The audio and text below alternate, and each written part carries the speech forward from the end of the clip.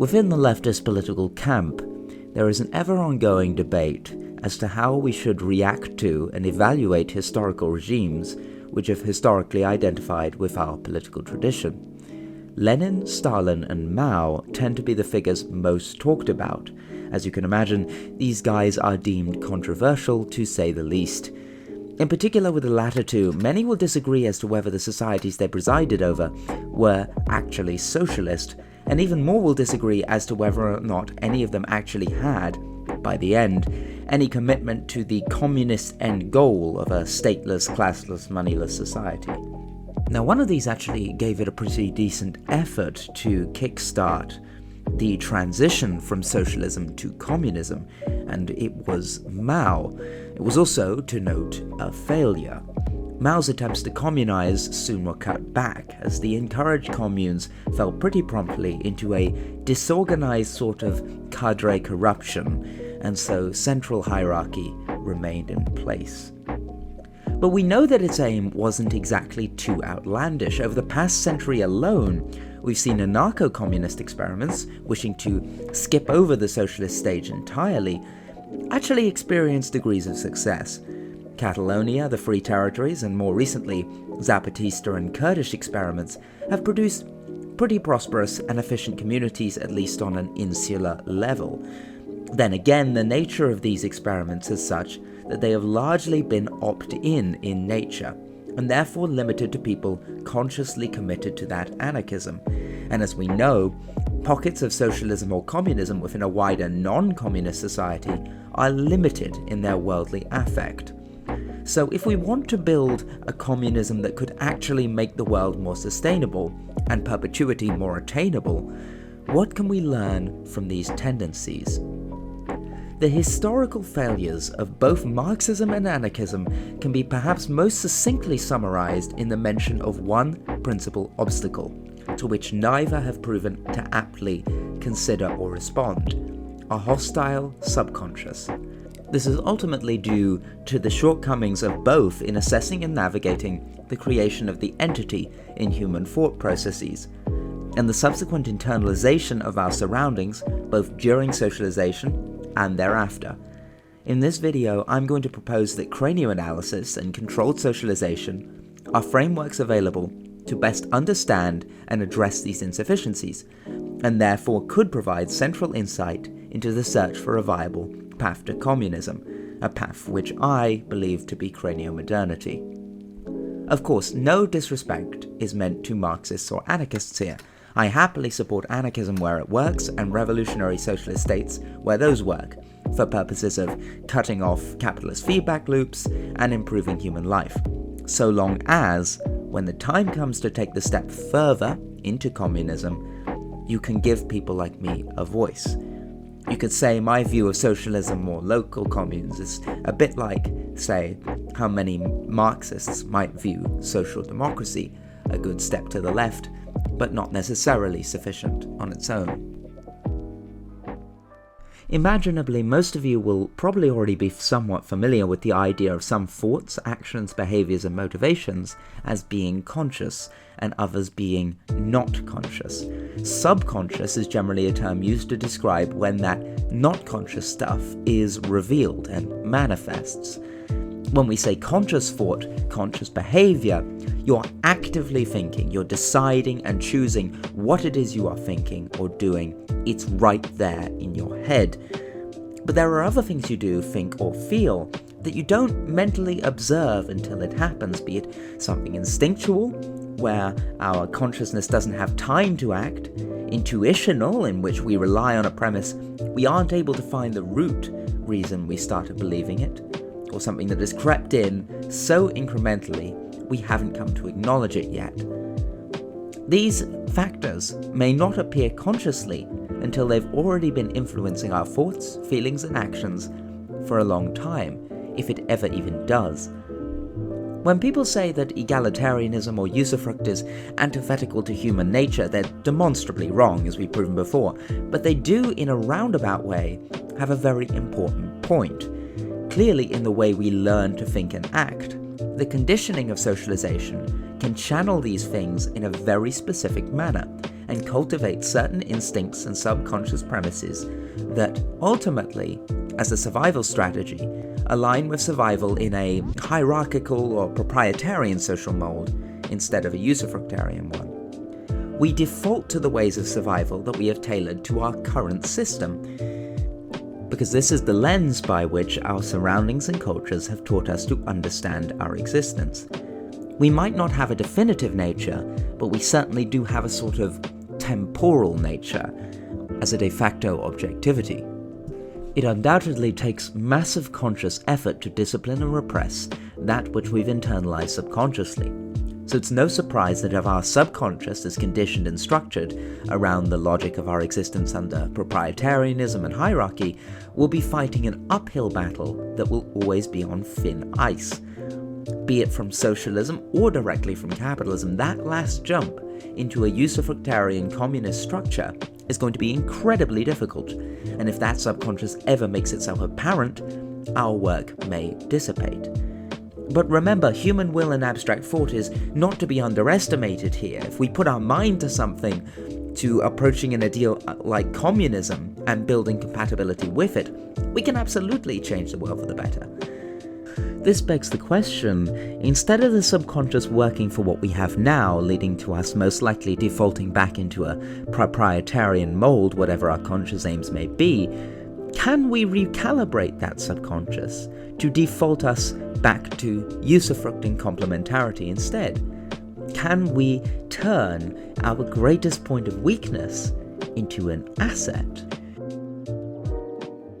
Much of this is in itself derivative of the way in which the construction of a concrete epistemology assembles and designates the static entity, ontologically designating a particular condition or assemblage no longer as process, but as a latent state of sorts.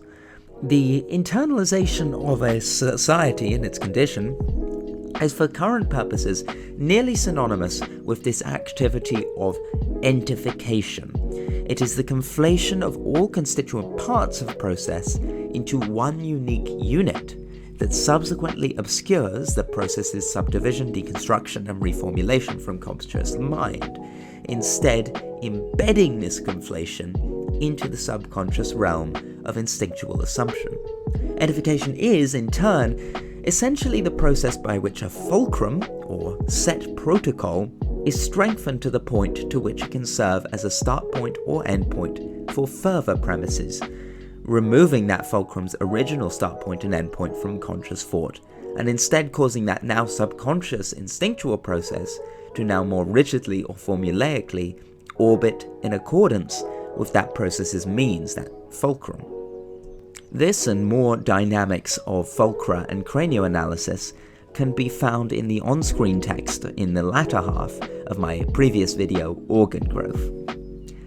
Cranioanalysis is an understanding of how an epistemology, or a way of thinking, is built, where premises for subjective choices and systems of rationality come from. If we understand every entity to be a fulcrum and a conflation of the process behind it, we can begin to probe deeper into the instinctual assumptions and conflations that we've internalized and how these shape the ways we think and act.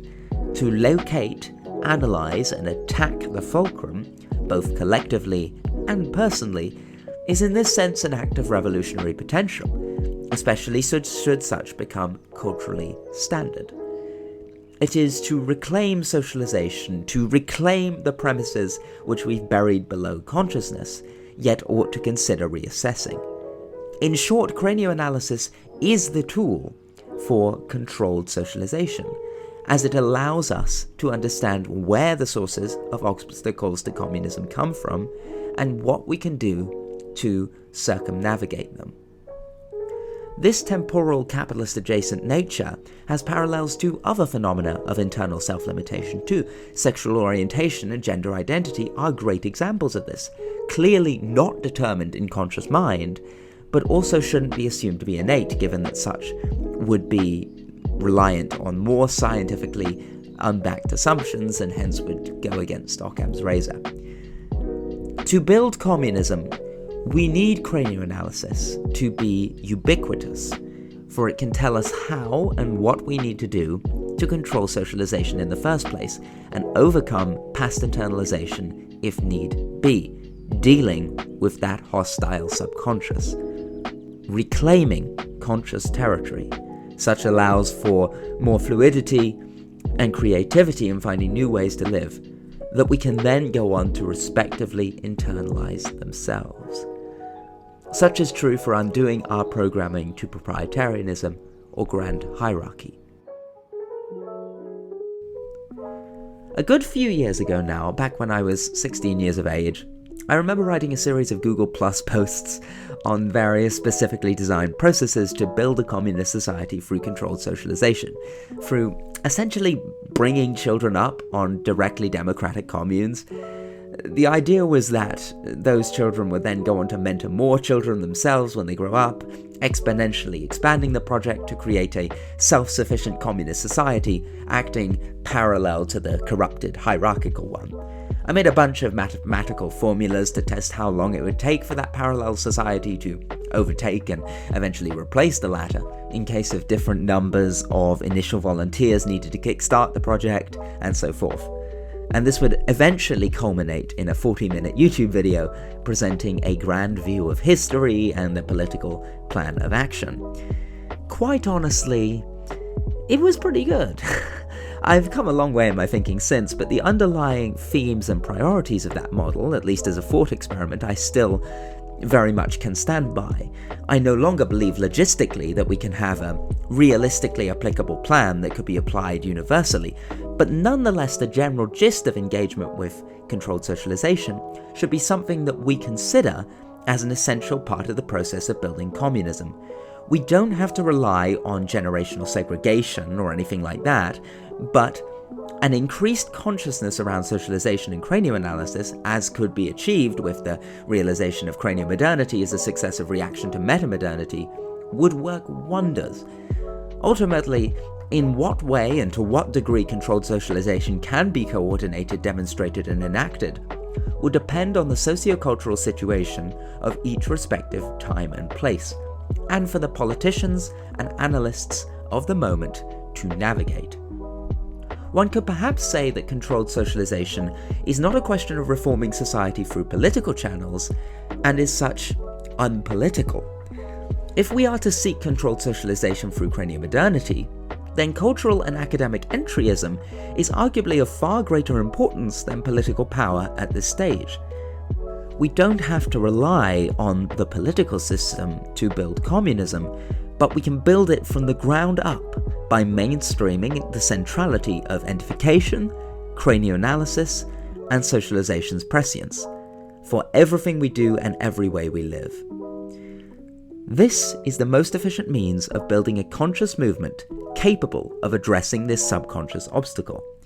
A demonstration of controlled socialization in secured communist projects may also prove to be an effective tool.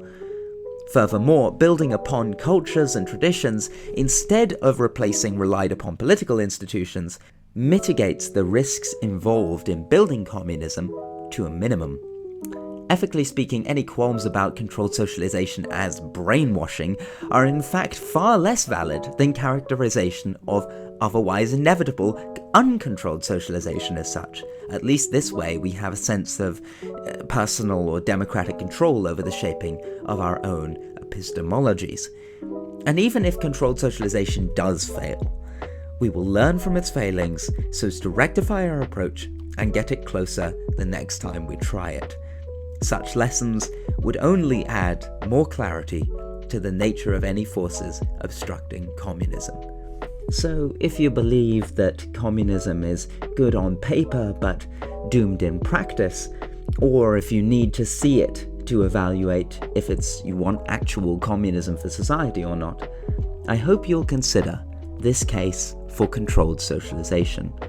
I see little reason why even those of differing political sympathies wouldn't want to find out what our options for society could be through allowing and observing this altogether low-risk project. What are we waiting for?